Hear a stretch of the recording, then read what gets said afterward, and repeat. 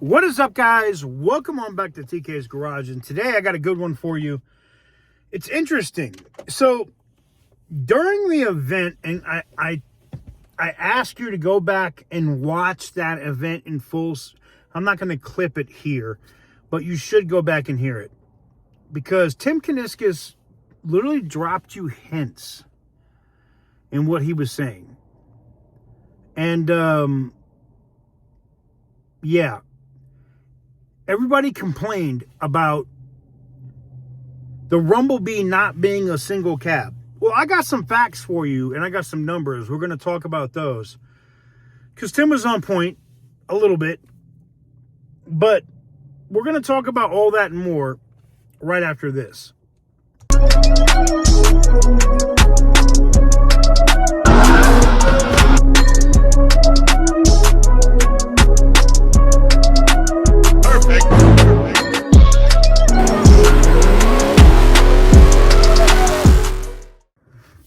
So guys, before I get into today's video, I got to talk about the giveaway that's currently going on the channel.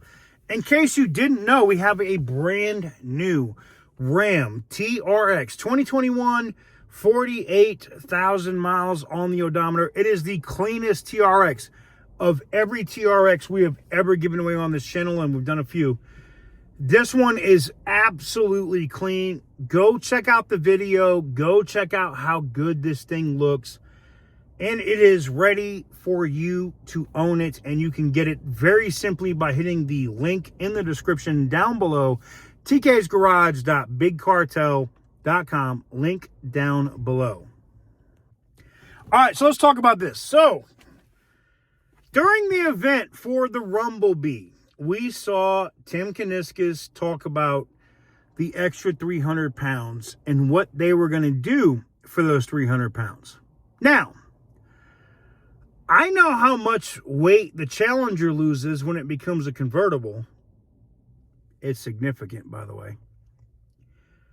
And he said, don't worry, for those that bitch about the 300 pounds. And let me also talk about that, right? Let's talk about that for a second. So Tim threw out a number and said only 3% of people buy short cab or regular cab pickup trucks, right? And they're even talking about Ford. So I went and was like, I was immediately skeptical when I heard this shit. I was like, let me go pull this shit and go look at it. So Tim was right. If we're just talking about numbers and we don't round off. But if we're rounding off, the number is 3.85. Right? So it's closer to 3.9. It's closer to 4%. But that said, even if Tim told you only 4% buy a fucking single cab truck, do you think they were going to make what's going to be the halo car of Mopar for the next couple years? And if you think I'm lying, wait, there's more. Do you think that they're going to make that shit in a single cab from the factory because dick suckers on the internet that are going, oh, gobble, gobble, gobble, I need a fucking single cab truck? No, they're not going to make that shit. They're not making that shit because it's not going to fucking sell. And it's very similar to people that are bitching about the Charger. And let me be very clear. I'm not cooking anybody here. And let me be very clear. I'm not cooking anybody here. Shout out to my homie Kevin Van Voris at Contagion Athletics. But he was at the dealership.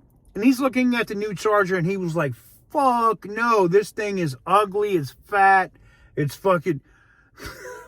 I can't tell you how many Mopar faithful I deal with on a regular basis that say the same shit about this car. That said, I got one in the process of being built right now that's going to do horrible things at Roadkill Nights.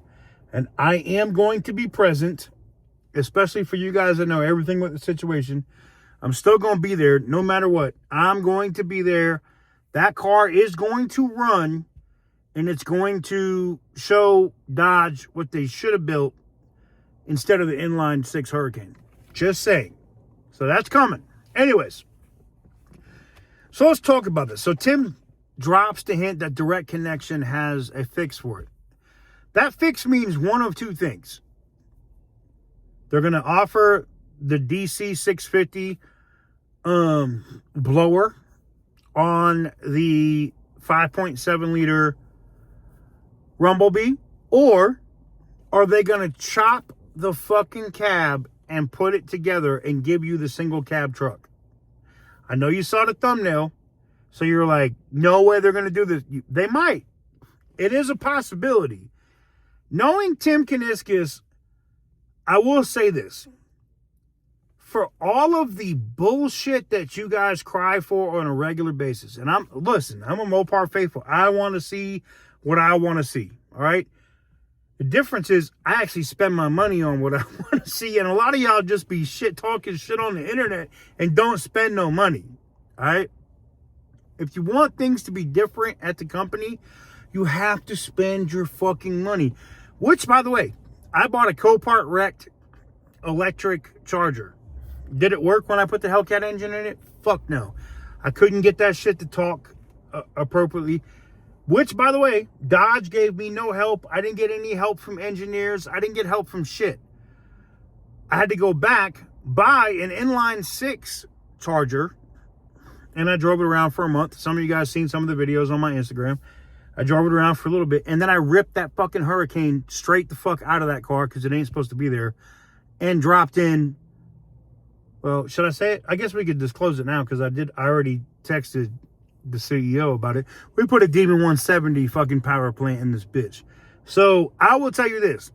If you're coming to Roadkill Nights and they let me drive this car, and even if I'm not driving it, whether it's Cody that's driving it, or if Herman decides to come, or fucking Kevin Van Voris shows up, somebody's going to be driving this fucking all-wheel drive Demon 170 at Roadkill Nights. So line up with that bitch if you want to, you're going to lose. Anyways. Well, I just mentioned Kevin. Let me put the hat on. Sorry. My bad. Anyways.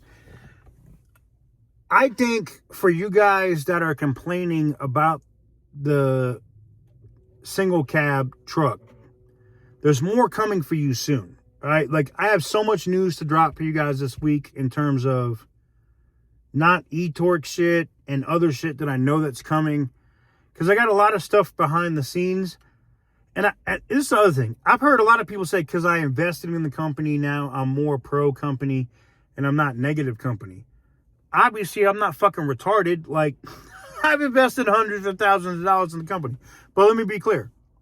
I'm never a sellout. And Tim tries to make this clear every time I'm filming or we're doing a video, because people try to say that I'm a sellout, but I'm not for sale.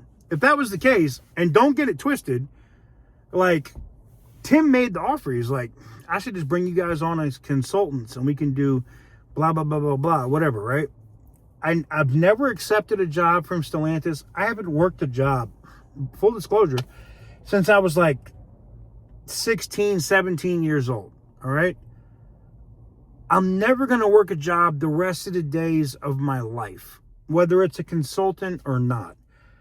In the event, now let me be also very clear, in the event that Tim or Antonio ever wanted to bring me on as a consultant, I would do it for free. Because I want to see the brands live long after I'm not here. And let me be honest with y'all, I'm very not long for this world. I have a lot of shit going on, man, but I am not long for this world. But I cherish every single day that I'm here. And that is the biggest thing I could tell you guys too, right? Especially my Mopar guys, right?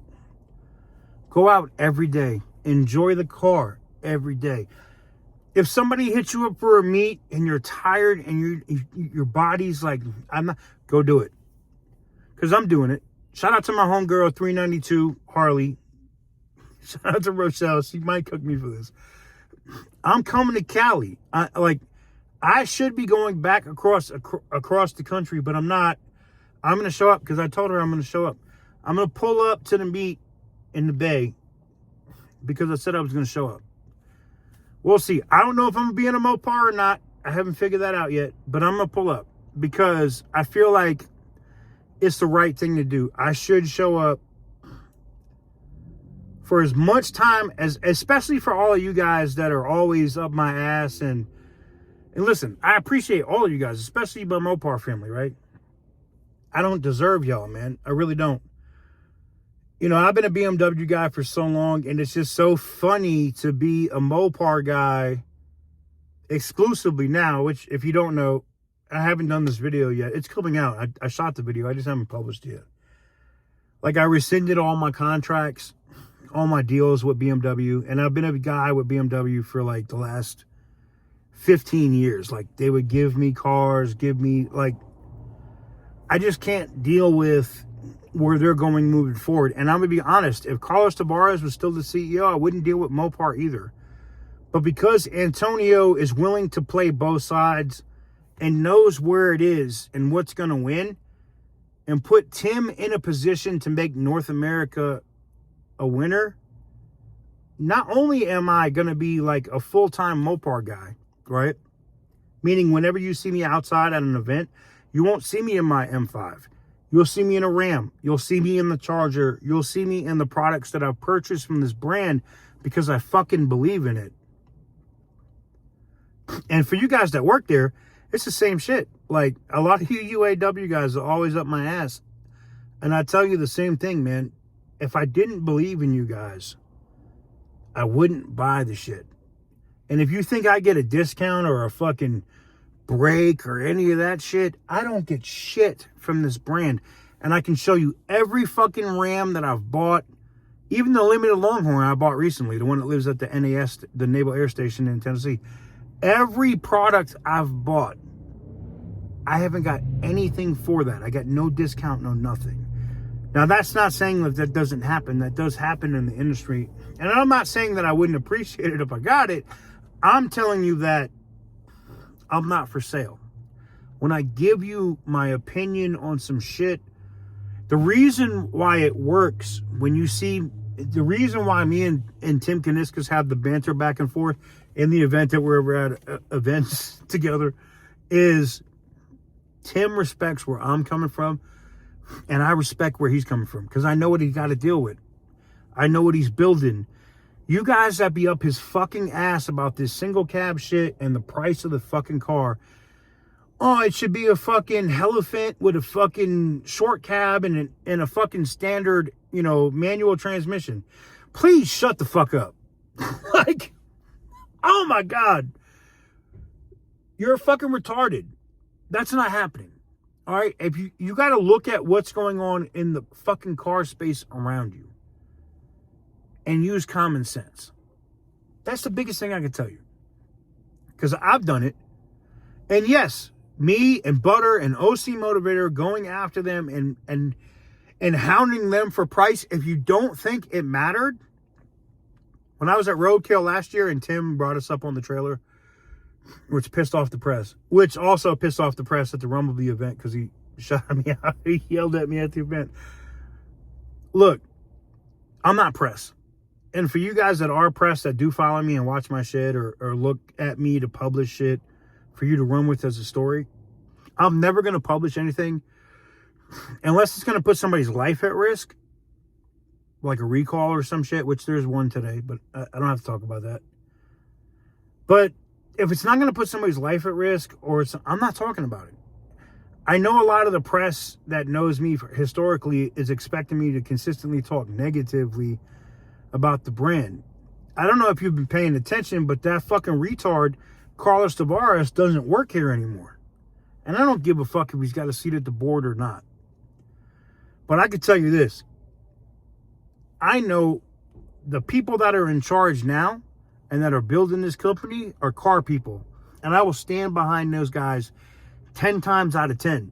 And you guys that are UAW guys, I hope you stand behind them too, because you got a contract coming up. And I know you got an election coming up. And I hope you guys make the right decision on both. I could tell you a couple things. I know there's going to be a lot of people that are running for president for the UAW. And I've met them all at one point or another in person. Not Sean Fain. Fuck that guy. I hope he... Never mind. I'm not a Sean Fain fan. I don't like dick riders when it comes to politics. All right. Not saying that Brian is going to vote any different way, but let me tell you something about Brian Keller. I know he's going to be pro worker, but he's not going to sign a contract that's dumb, that's going to bankrupt the company. That's why I'm pro Brian Keller. That said, as long as you UAW guys are pro,